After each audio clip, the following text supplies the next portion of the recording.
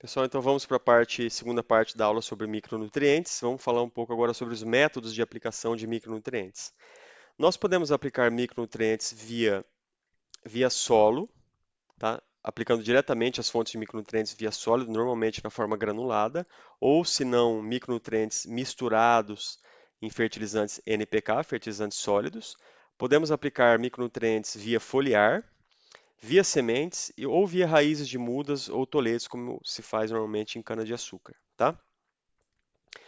Via solo, normalmente então é uma aplicação diretamente no solo, obviamente direcionando isso para próximo do sistema radicular da planta. Eu posso aplicar isso na semeadura, posso aplicar isso em cobertura, existem diversas opções. Então vou dar um exemplo aqui em cana-de-açúcar, na adubação de plantio de cana-de-açúcar, um trabalho recente feito aí pelos colegas do IAC, mostrando que a aplicação de zinco, manganês, cobre, boro, molibdênio e o tratamento completo, que recebia todos esses elementos, na média de 11 locais, no primeiro ciclo na cana-planta, todos os micronutrientes apresentaram um ganho significativo de produtividade comparados ao controle. Então, enquanto o controle que não recebeu micronutriente nenhum produziu 115 toneladas por hectare, todos os micronutrientes aumentaram a produtividade para 130, 126, 124, ou seja, houve um ganho significativo de produção de cana-de-açúcar com a aplicação de micronutriente. É por isso, pessoal, esse trabalho é bem recente, 2016,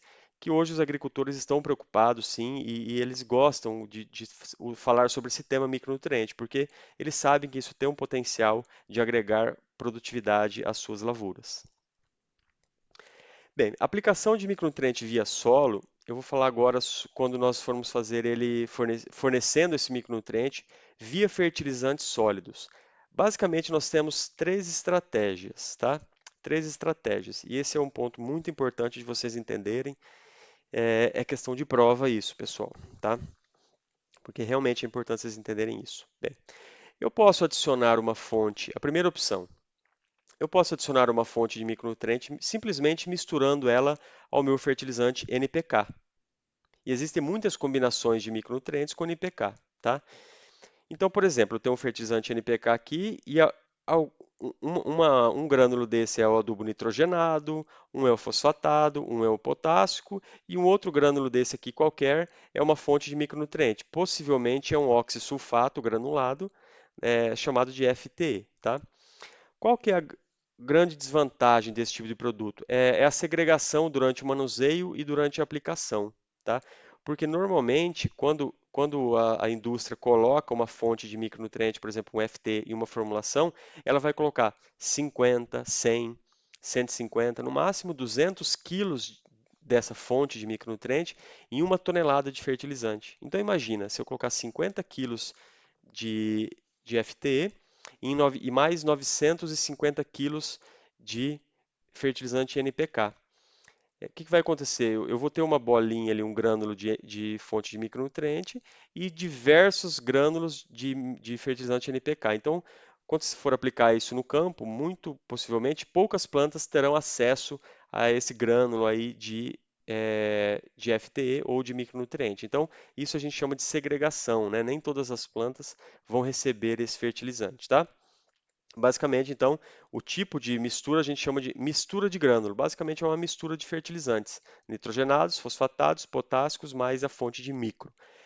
É a opção, pessoal, ainda mais utilizada. Por quê? Porque é a opção mais acessível, mais barata ao agricultor, tá? Enquanto uma tonelada, por exemplo, de um fertilizante aí 4,3010 custa, sei lá, R$ 1.800, a mesma formulação com 4,3010 com micronutriente vai custar R$ 100 a mais, R$ 1.900. Então é pouca diferença. Então o agricultor normalmente ele compra, tá? Segunda opção, pessoal, é mistura granulada. O que que é? Eu pego um adubo, um fertilizante NPK mais uma fonte de micro e granulo tudo isso junto, né? Então eu pego aquele pó lá, moo aquele material, pego aquele pó e granulo tudo isso junto. Então aqui tem um exemplo de um fertilizante que todos os grânulos aqui têm o elemento nitrogênio, fósforo, potássio, mais micronutriente, por exemplo, zinco e boro. Então, seria o melhor dos mundos, né? A gente chama isso de mistura granulada. Todos os grânulos contêm todos os nutrientes, tá? Incorpora o micronutriente uniformemente nos grânulos, tem qualidade de distribuição, cada grânulo tem micronutriente, porém o custo é muito alto. Então, esse tipo de produto, os agricultores normalmente não usam muito porque ele é muito caro, tá? Uma terceira opção que tem crescido bastante é o revestimento de fertilizante. Então, eu pego um micronutriente finamente moído mais um agente agregante e adiciono ele, eu grudo ele, revisto, eu faço um revestimento do fertilizante NPK. Então eu pego esse fertilizante aqui, por exemplo, e dou um banho de micronutriente nele, e esse micronutriente gruda nos grânulos e todos os grânulos ficam com esse micronutriente. Então não provoca alterações do fertilizante e ele tem uma eficiência interessante. Então a gente chama essa modalidade de micro-revestido, tá? Ou revestimento de fertilizantes. Então, pessoal, quando o agricultor for comprar um fertilizante para fornecer micronutriente, ele tem essas três opções: comprar a mistura de grânulo, a mistura granulada ou um micro revestido. Qual que é o melhor? É a mistura granulada, porém ele é o mais caro. Qual que é o mais barato? É a mistura de grânulo, porém ele é o que tem pior qualidade por causa da segregação. E qual que é a opção intermediária em termos de preço e de qualidade? Vai ser o micro revestido. Por isso, esse micro revestido, essa opção tem crescido bastante no nosso meio aí, tá? Então, o que que é basicamente revestimento de fertilizante? Eu pego um fertilizante, pode ser um fertilizante mineral simples, uma ureia, adiciono, né, uma fonte de micronutrientes que normalmente é numa forma de suspensão, misturo isso e depois eu tenho essa ureia, por exemplo, recoberta com esse micronutriente. Ou poderia ser um fertilizante NPK, trato ele com essa fonte de micronutriente e aí você tem um NPK mais micro revestido, tá? Então é uma nova tecnologia para adição de micronutrientes à lavoura. Essa é a tecnologia que eu acredito que está mais crescendo aí para todas as empresas, tá? Então eu vou mostrar um exemplo aqui de revestimento de fertilizante, um produto da Yara. O objetivo aqui, obviamente, não é fazer propaganda dessa empresa, mas é mostrar, né, que eles têm uma linha dessa, chama ProCoat. O ProCoat, basicamente, é um galãozinho que já vem, por exemplo, com zinco ou com boro. Então, você adiciona esse produto no seu adubo NPK, tá? E aqui eu tenho, então, um exemplo aqui desse logotipo deles aqui, né? Eu tenho um blend, uma mistura, um fertilizante que tem 0,25% de zinco na forma de mistura de grânulos. Então, você tem um monte de fertilizante e volta e meia você tem um grânulozinho aqui com um oxissulfato de zinco, tá?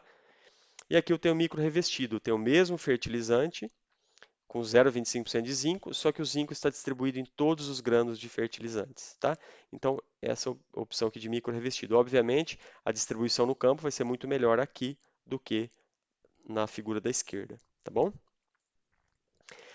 Segunda modalidade de aplicação, pessoal, via foliar. A aplicação via foliar tem crescido muito, nós vamos ter uma aula específica sobre isso, então eu vou dar aqui só alguns detalhes, tá? Para aplicação via foliar, historicamente, quais eram as fontes que eram utilizadas para aplicação foliar? Sais, sulfato de zinco, sulfato de manganês, quelato de zinco, quelato de manganês e fosfitos. Então eram fontes que eram aceitas pela legislação porque eram fontes 100% solúveis em água. Vocês lembram que a legislação antigamente exigia que fossem solúveis em água. Então a legislação sempre aceitou esses tipos de produtos.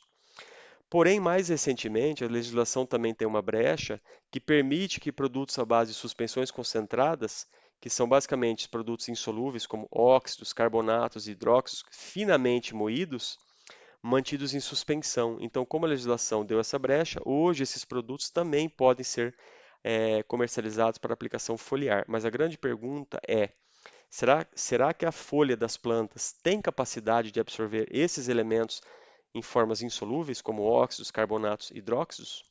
Essa é a grande pergunta, e hoje muita pesquisa, muitas teses, dissertações têm buscado estudar esse ponto aí, tá? Eu mesmo tenho uma orientada minha, a Rafaela, que já finalizou a tese dela, e ela estudou basicamente esse assunto. O que que ela fez? Ela comparou um sulfato de zinco, que é solúvel em água, com um desculpa, ela comparou um sulfato de manganês, que é solúvel em água, com um carbonato de manganês, que é insolúvel em água, mantido em suspensão, tá? O que que ela fez? Ela cresceu as plantas de soja em solução nutritiva, uma solução nutritiva que tinha todos os nutrientes, menos manganês, que era o elemento do estudo. E aí a planta, a partir desse estágio fenológico, aí mostrando uma deficiência severa de manganês aqui nas folhas novas, nos trifólios mais novos, tá? Essa clorose internerval aqui é típico de deficiência de manganês. Aí depois desse estágio, o que ela fazia? Ela ia lá e pulverizava via foliar 2 vezes dois produtos. No lado esquerdo aí, ela fez 2 pulverizações foliares de manganês na forma insolúvel, como carbonato de manganês, e depois de alguns dias, se eu não me engano, 5 dias, ela tirou a foto para ver se a planta conseguiu recuperar os sintomas de deficiência. Então, o que a gente observa? Que alguns trifólios reduziram a deficiência, porém, de maneira geral, os trifólios ainda apresentavam clorose internerval, mostrando que nem todas as folhas, ou que as folhas estavam tendo uma absorção baixa, né, desse carbonato de manganês. No lado direito, quando ela aplicou o manganês solúvel na forma de sulfato de manganês, a planta recuperou muito mais o vigor. A gente observa que ela recuperou, reverteu aqueles sintomas de deficiência de manganês. Aqui a gente observa que ela está com uma deficiência muito menos severa de manganês. Ela ainda tem deficiência de manganês porque eu não tenho nada de manganês na solução nutritiva, porém a aplicação de sulfato de manganês foi efetiva aqui para reduzir, para reverter os sintomas de deficiência. Então, pessoal, o agricultor ele vai ter essa dúvida, né? Ele vai poder comprar um produto solúvel ou um produto insolúvel. Ele vai ter que escolher entre qual dos dois comprar. E hoje no mercado existem empresas que comercializam tanto produtos solúveis quanto produtos insolúveis, tá? Produtos insolúveis para aplicação via solo, sim, eles têm a sua eficiência, funciona. Mas para aplicação via folha é um pouco questionável, porque as folhas normalmente não têm capacidade de absorver partículas muito grandes, insolúveis, tá? É, E aí, pessoal, para finalizar a nossa aula, eu gostaria de trazer um exemplo de campo aí, tá? Um estudo de caso. Uma certa vez, em 2015 ou 2014, por aí, nós estávamos visitando uma fazenda em Londrina, no Paraná, que, como vocês devem saber, é uma região de solos muito ricos, solos argilosos, né? Uma região de solos muito, muito bons, né? Que se cultiva aí cereais, né? Grãos, soja, milho, trigo, né? Então, uma região de solos muito bons. E aí nós conversamos com o agricultor e ele estava reclamando que ele não conseguia atingir produtividades mais altas. Na época ele estava conseguindo produzir em média 55 sacos por hectare de soja, enquanto alguns produtores no Mato Grosso, naquele mesmo ano, já estavam conseguindo produzir 65, 70 sacos por hectare. Hoje tem produtor conseguindo colher 80 sacos de soja por hectare. Olha só como está evoluindo, né? E aí nós começamos a conversar com aquele agricultor, perguntando do manejo dele de adubação da soja, e ele falou: não, eu aplico fósforo, eu aplico potássio parcelado, eu aplico enxofre, eu faço inoculação com, né, das sementes para fixação biológica do nitrogênio, eu faço todo o manejo recomendado. Aí nós perguntamos: e micronutriente, o senhor aplica? E ele respondeu assim: não, eu não aplico, porque os nossos solos aqui em Londrina, nós estamos numa das melhores, na região com os melhores tipos de solo do Brasil, então não há necessidade de eu aplicar micronutriente. Porém, pessoal, isso é um engano que muitos agricultores têm. Por quê? Muitos agricultores pensam que solos argilosos são ricos em micronutrientes e que não é necessário aplicar micronutriente. Por outro lado, um solo argiloso, ele tem uma CTC muito alta, ele tem muita carga negativa. Então, esses micronutrientes, por mais que o material de origem tenha esse micronutriente, muitas vezes ele está absorvido na CTC e não está na solução do solo. A planta não consegue acessar esse micronutriente. Ou se não, esses solos foi feita uma calagem, que esses micronutrientes estão numa forma indisponível. E aí o mais interessante é que nós fomos andar a lavoura dele e eu consegui tirar essa foto. Ó. Eu fui andando na lavoura e cada vez que eu via uma planta, uma planta com alguma deficiência nutricional, eu tirava uma folha. E algumas plantas estavam com deficiência de zinco, esse é um sintoma típico, uma folha de soja lanceolada, em forma de lança, que a gente chama, deficiente em zinco. Algumas plantas deficientes em cobre, outras deficientes em manganês, clorose internerval aqui bem pronunciada aqui deficiente de manganês, e outras plantas deficientes em boro. Então, pessoal, qual que é a lição que a gente tira? Não é porque o agricultor está cultivando uma lavoura num solo argiloso que ele não precisa se preocupar com o micronutriente. Na verdade, solos argilosos é muito comum ver deficiência de micronutriente e muitas vezes nós precisamos sim aplicar micronutrientes para eu elevar o potencial de resposta. Então, possivelmente, aquelas 55 sacos por hectare que ele estava colhendo, não estava conseguindo aumentar essa produtividade porque estava tendo toda essa deficiência nutricional na lavoura dele. Então, eu sempre falo que aquela foi uma das lavouras mais fotogênicas que eu já visitei para tirar fotos de deficiência nutricional, porque tinha deficiência de praticamente todos os nutrientes. Então, pessoal, temos que pensar de uma forma mais holística. Se nós queremos aumentar o potencial produtivo, temos que pensar sim também em aplicar micronutrientes. Isso para soja, para milho, para trigo, para algodão, para cana, para café, para cítrus, para todas as culturas, tá? Bem, considerações finais da nossa aula. Primeiro, o aumento de produtividade, ele vem exigindo maiores cuidados no manejo nutricional da lavoura. Hoje em dia ninguém aceita mais produzir 50 sacos por hectare de soja. Todo agricultor quer chegar em 70, 75, 80 sacos de soja. Para isso, ele tem que tomar muito mais cuidado com o manejo nutricional da lavoura dele. O uso de micronutrientes tem sido quase que obrigatório em sistemas de alta produtividade. Isso é válido para soja, para milho, para algodão, para café, para citros, para cana-de-açúcar, para todas as culturas, tá? Para hortaliças, para HF, para batata, para alho, todas as culturas onde se quer altas produtividades tem que se manejar adubação com micronutrientes. Existem diversas formas de aplicação de micronutrientes via fertilizante, via foliar, via sementes, via solução nutritiva, via toletes, como é o caso da cana-de-açúcar. Existem várias formas. O problema, esse problema não é novo, ele é antigo, segue sendo a qualidade de distribuição dos micronutrientes no campo e qualidade das fontes de micronutrientes. Infelizmente, algumas empresas ainda comercializam fontes de micronutrientes de baixa qualidade. Como que o agricultor o que que a legislação tem feito? A legislação criou aquele limite lá, no mínimo 60% tem que ser solúvel em ácido cítrico e CNA mais água. Porém, muitas vezes o agricultor não sabe disso, ele acaba comprando um produto e não analisa, e não pede para a empresa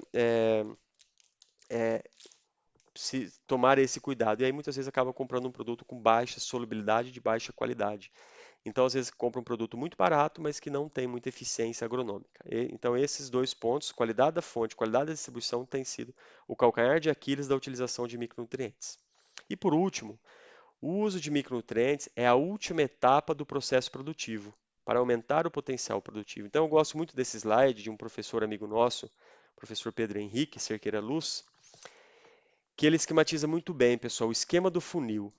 Na base do funil estão as práticas corretivas, como calagem, gessagem, fosfatagem, que visam corrigir o solo, tornar aquele solo melhor para aí sim eu fazer adubação de implantação ou de manutenção, né? Adubação com os elementos nitrogênio, fósforo, potássio e enxofre. Então, primeiro faço as práticas corretivas, preparar o meu sistema, corrigir o meu solo, para depois fazer adubação com macronutrientes e, por fim, eu vou fazer a aplicação do micronutriente, visando elevar o potencial de resposta. Então, não adianta nada, pessoal, se vocês visitarem um agricultor e ele estiver utilizando micronutriente sem fazer bem feito calagem ou gessagem. Não adianta nada.